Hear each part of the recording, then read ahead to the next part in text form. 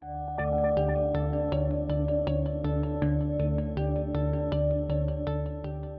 Maxime, Salut Eric, ça tu va? vas bien? Ouais, toi? Ouais, La pêche. super. Bon, on est aujourd'hui ici pour parler un petit peu de marketing dans un premier temps. Marketing qui est un des éléments essentiels finalement de toute forme de création d'entreprise. Souvent le point de départ, ouais. Oui, il faut quand même se poser 2, 3 questions. Chaque année, on essaye de challenger nos petits étudiants en ce sens pour qu'eux-mêmes découvrent le monde de la création d'entreprise. Finalement, par quoi il faut commencer en marketing? L'idée, la bonne idée, c'est le point de départ au final. Faire en sorte que, on soit ancré dans un projet qui fait du sens, sur lequel on va pouvoir gagner de l'argent et donc c'est rechercher une idée. Voilà. Alors comment on recherche une idée? Moi j'aime bien parler de la souffrance ou du besoin. Aller regarder autour de soi s'il existe, une problématique environnementale, de société à laquelle on a été confronté et pas juste un petit besoin primaire de: «Tiens, j'aimerais bien avoir, un food truck à l'IUT, quoi». Quelque chose d'un peu ambitieux. Heu, Alors même si un food truck à l'unité, ça peut être très sympa, hein. Ça peut être super sympa. Mais s'il y est pas, il y a peut-être une raison, Ouais, hein. il y a une Laquelle? raison. C'est que peut-être juridiquement, c'est pas possible, peut-être qu'économiquement, ça passe pas. Bon, peu importe, mais en tout cas, il y a une raison. Donc effectivement, on regarde pas uniquement son petit besoin primaire, on essaie d'aller un petit peu au-delà, on essaie de trouver une idée et surtout de la justifier avec un chiffre clé, avec une étude, quelque chose qui est un point de départ pour dire: «Tiens, j'ai identifié une problématique qui a l'air d'être assez importante, sur laquelle j'ai des chiffres qui me laissent penser qu'il y a un vrai marché et il y a un business à faire». C'est le point de départ. OK, et dans le cadre de cette semaine créa, Mmh. est-ce que tu penses qu'il faut absolument qu'on trouve l'idée du siècle? Pas forcément, si on la trouve, tant mieux, mais on peut être entrepreneur avec une idée, qui n'est pas, réinventer Facebook ou, réinventer Amazon.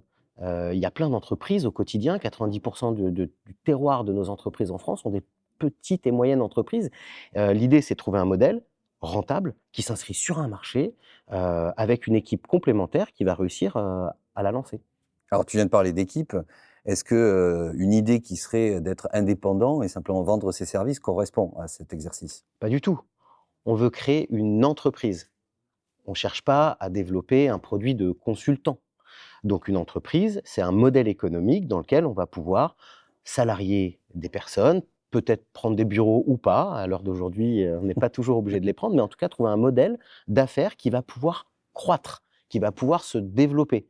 Un consultant, quand il a vendu 20 jours hommes par mois, il est au max de ce qu'il peut faire, il pourra plus se développer. Non, non, là on veut un projet qui s'inscrit dans le temps, qui peut se développer, une entreprise quoi.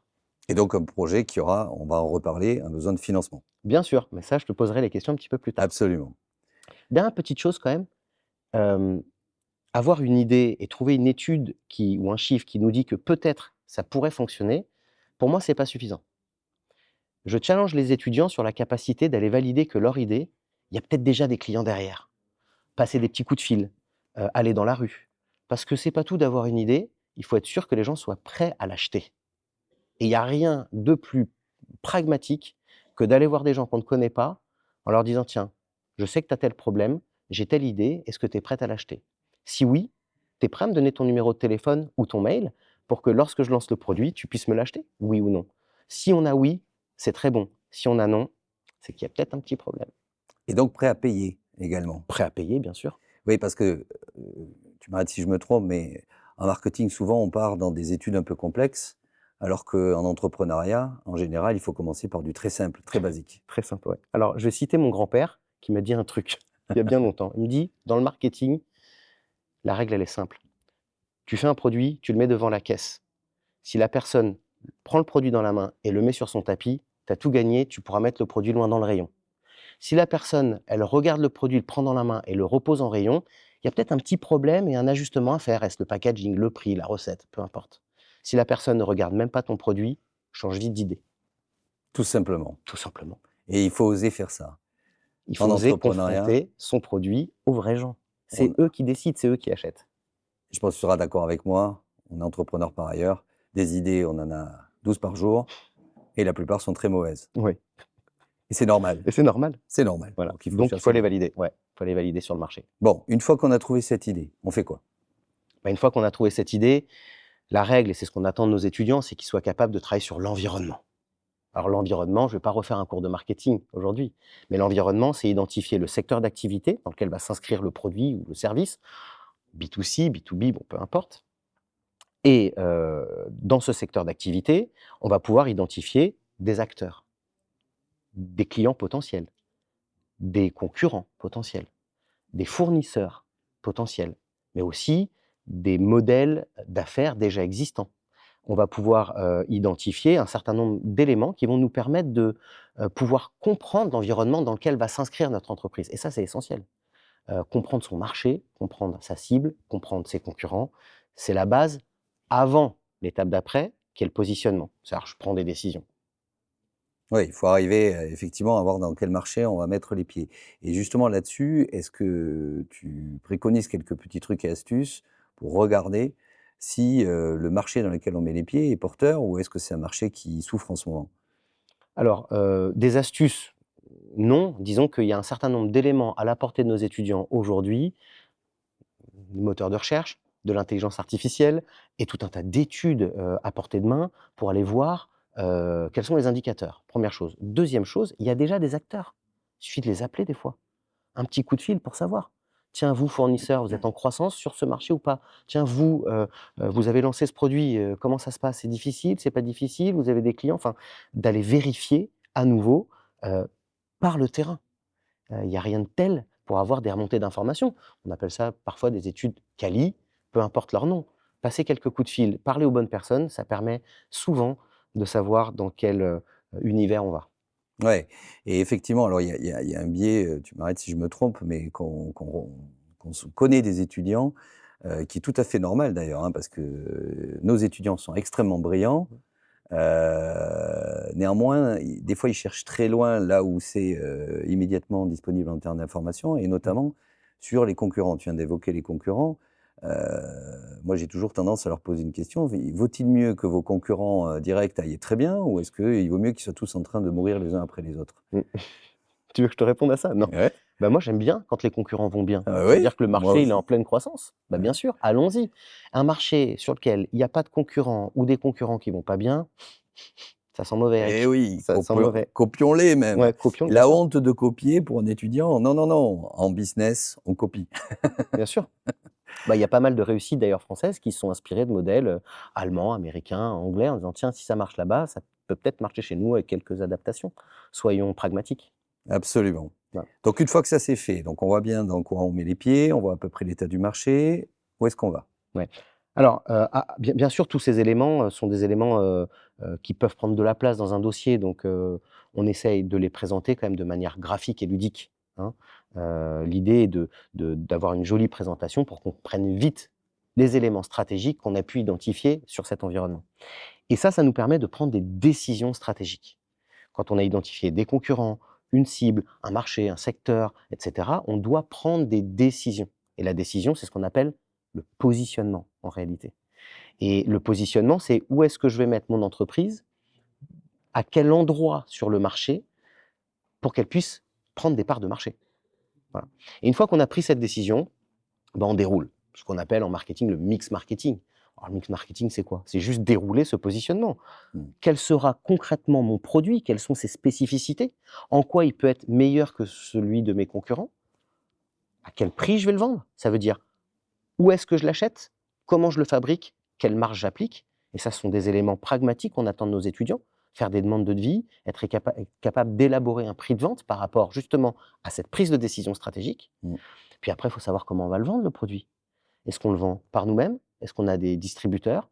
Est-ce qu'on est sur internet? Est-ce qu'on fait un mix de tout ça? Et pourquoi on le fait? Est-ce pour être plus performant, plus rapide? Est-ce pour être différent de nos concurrents? Enfin, on prend des décisions, ça fait partie du mix market. Et puis la dernière des solutions, enfin le dernier point, pardon, ça va être la commercialisation pure, heu la communication et donc l'animation des ventes, de tout ça. C'est essentiel, c'est atteindre la cible, hein. C'est pas tout d'avoir une bonne idée, bien positionnée sur un marché. Si on ne sait pas la communiquer pour trouver sa cible et qu'elle l'achète, ben, en fait, elle reste dans un placard et ça marche pas. Donc tu penses vendeur, avant tout? Je pense toujours vendeur. Et oui, et ça c'est un des problèmes, peut-être même de notre société, sans faire de digression, mais Plus personne ne Aujourd'hui, on vend. n'ose plus dire le mot vente, même dans nos maquettes pédagogiques, finalement, on n'ose plus. Et pourtant, c'est bien de la vente dont il Ah bah, s'agit. c'est de la vente. C'est de la vente. Dans la plupart des modèles d'affaires, il va falloir commercialiser son produit.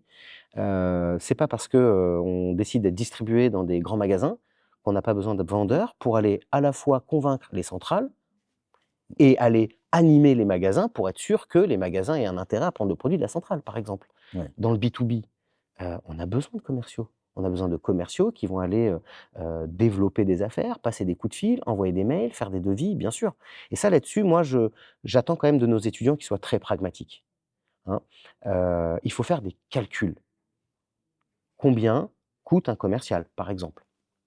Ou combien coûte mon plan de communication sur Google? Quel est mon coût d'acquisition?